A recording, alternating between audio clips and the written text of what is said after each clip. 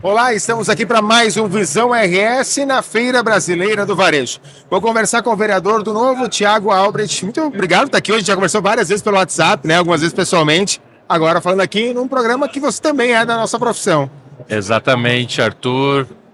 É muito bom estar aqui com você no teu programa, com o pessoal da Jovem Pan. E estamos aí para servir. O que você quiser perguntar, pode perguntar. E também sempre respeitando, claro, o pagador de impostos. Pois é, como é que é essa jornada política? Por que ir para a política, Thiago? Olha, eu de origem, eu sou pastor luterano, né, teólogo luterano, mestrado em teologia e comunicador de rádio. Radialista desde os meus 14 anos. Eu sempre tive a vontade de servir, a vocação para ajudar, para servir, para liderar. E ao mesmo tempo eu sempre tive essa curiosidade barra vontade de servir na vida pública, né? Sim. Que é um desafio, né? Muito grande, muito grande. Multiplica por 1 milhão qualquer outra função que você faça quando é só você no seu business, né? E aí o Marcel Van Hatten, que é deputado federal do Novo, é da mesma igreja que eu fui aluno do avô dele que era pastor. O Van Hatten vem para o nosso Partido Novo, a gente começa a conviver e aí aquilo que era uma loucura virou um sonho, depois uma ideia e realidade. E eu brinco que eu perdi 3 eleições para ganhar uma, né?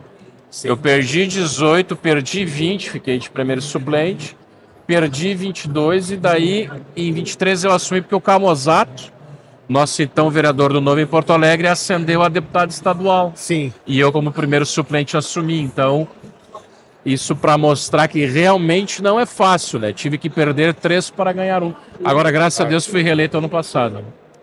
E essa caminhada, Thiago, ela é uma jornada, né? Ainda mais você, pastor, que vem aí lidando com o cara lá em cima, que eu sempre brinco, né? Tem a palavra de Deus. A gente tem que entender que existem também muitos, como é que eu posso usar a palavra correta? Muitos bloqueios em algumas pessoas de aceitar isso. Sim. Porque você tem algumas... segue a palavra de Deus, segue a família, né? E aí tu vai num partido que não é a extrema direita, mas ele é um partido de direita, ele é um partido libertário, sim, correto? E aí tu pega uma Câmara, na sua maioria, da esquerda. Até para deixar mais explícito um pouco, eu não estou atuando como pastor, Sim. Porque a minha igreja ela proíbe que você seja pastor e mandatário, político mandatário ao mesmo tempo. Mas uma vez pastor... Sim, eu ainda estou no hall de pastores. Então, sobre a nossa atuação na Câmara, são 12 vereadores de esquerda, praticamente 10 de extrema esquerda, né? Tem o Centrão, o Convicto e o Fisiológico e nós da direita. É um embate republicano, democrático, por óbvio, mas que realmente é muito nivelado por baixo, né? Muitas vezes a oposição, né, a esquerda, dá contra simplesmente por ser contra, ou por doutrinas políticas que no século XIX já deveriam ter morrido. Sim. Como o marxismo, por exemplo. Né? Mas, como falei, tem sido republicano, às vezes um pouco mais áspero e ácido, às vezes um pouco menos, mas dentro do jogo republicano, dentro das regras. Mas, de fato, é um desafio para a gente que quer que o Estado, as burocracias, parem de atrapalhar quem quer empreender. Né? Tinha uma época, e aí eu vou falar lá na minha primeira passagem pela Jovem Pan, eu entrevistei o Camozato, ainda vereador. E nós falávamos da burocracia que era para abrir um CNPJ na capital gaúcha, que eram 400 dias. Isso foi resolvido. Foi, graças hoje é muito mais rápido. Mas que outras burocracias que tu entende que o Estado hoje mais atrapalha que ajuda? A carga de impostos, né, é muito alta. Hoje mesmo escutava uma pessoa falando que trabalhou num cartório, né?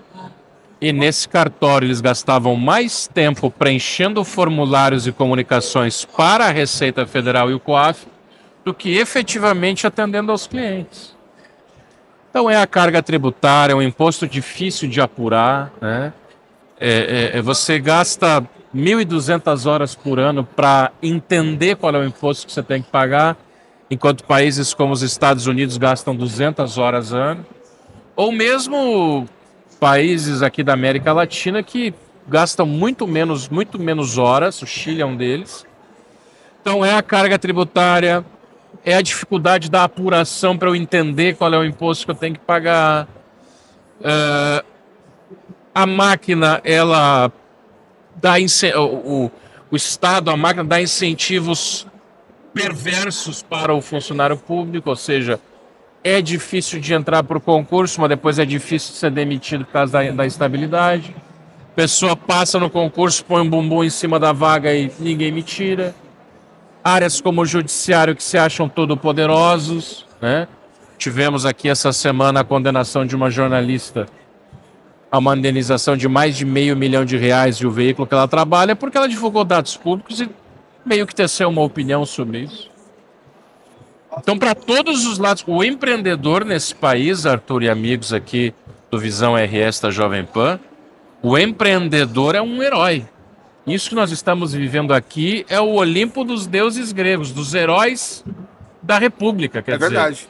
Quem empreende, quem pensa uma startup, quem quer empregar pessoas, quem quer criar riqueza e espalhar essa riqueza com parceiros, com funcionários, enfim, com franqueados. Então, eu te diria isso, os impostos muito altos, difíceis de se entender, que eles chamam de apurar o imposto, e a velha máquina estatal, onde o incentivo é perverso, né? Pró-ineficiência, pró-não dar certo, pró-depender de um favor para acontecer.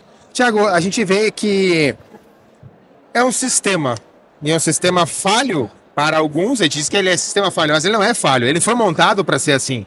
A verdade é essa. Nós temos que brigar para que ele seja diferente e para que ele seja melhor. Mas como é que a gente vai conseguir isso? Como é que a gente vai entender? Existe uma verdadeira luz no fim do túnel?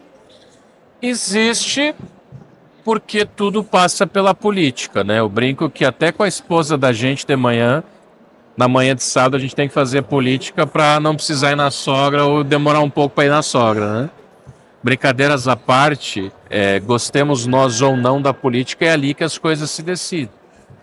Acho que em demasia. Acho que o Estado deveria ser mais limitado, menor. O Estado mínimo, essa história de Estado mínimo é uma utopia como é o socialismo, né? Gostaria eu que existisse a possibilidade de Estado mínimo, mas não vai acontecer, ainda mais no Brasil. Sim, ainda mais aqui, né? Mas há uma saída pela política, passa por votar em bons deputados federais, bons senadores, um bom presidente, bons prefeitos, bons vereadores, porque lá é a tomada de decisão. E tem aquela velha frase que vem desde a Grécia Antiga: quem não gosta de política é governado por quem gosta de política. E quem gosta de política não necessariamente é pessoa boa. Então quem está assistindo aqui ao podcast, né? Porque política... Quem sabe você considere fazer parte, talvez não indo para a urna, sim, mas escolhendo um candidato e se engajando com esse candidato. Escolhendo uma ideia e se engajando nessa ideia. Que seja parecida com a sua, né? E possa trazer melhores resultados. E se engajar, porque criticar é do jogo, eu também critico muito. Não querer ir à urna é um direito, eu sou contra o voto obrigatório, eu sou a favor da liberdade. Eu acho que o político tem que convencer a pessoa dela sair de casa e ir na urna. Querer que ela vote, né? Tem um amigo meu que, num certo contexto, fala, né, que se o voto no Brasil decidisse alguma coisa, ele não seria obrigatório, né? Claro que a premissa não é verdadeira, porque o voto decide sim, ninguém se autoelege. Nós não vivemos num reinado, num califado ou whatever, né? A gente vive numa democracia.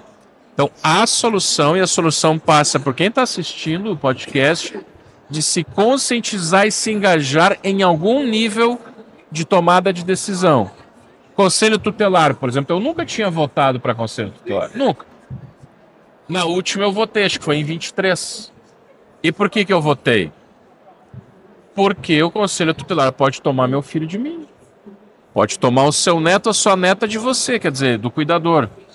O conselho tutelar é uma instância de poder. E a gente dá de ombros para ela. Associação de pais e mestres na escola, né? Olha o que está acontecendo, especialmente... o síndico do teu prédio? Da tua casa? Então as pessoas precisam entender que se a gente terceirizar para os políticos, eles vão deitar e rolar. Agora, se eles se engajarem e participarem de algum nível de tomada de decisão, de espraiamento de ideias, aí a coisa... Os países mais desenvolvidos do mundo são os países onde o governo é limitado, mas porque as pessoas são atuantes. Muito importante isso. Como é que tu faz uma análise do teu mandato até agora? Olha, eu estou no meu segundo mandato. O primeiro foi um mandato de 2 anos, porque assumi como, né, no lugar Sim, da no lugar do suplência, Camozzato. virei titular no lugar do Camozzato.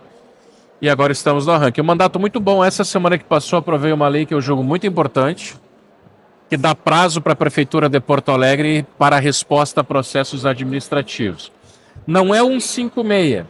56 continua sendo lá, enfim, um processo. Sim. É um processo administrativo. O Cipriani está questionando um pagamento indevido de IPTU. Abre um processo administrativo. Antes a Prefeitura sentava em cima do processo e a Deus dará. Deixa Hoje, lá. 45 dias é obrigado, senão é improbidade que pode inclusive levar a impeachment. Olha só, isso é muito importante, desburocratizar.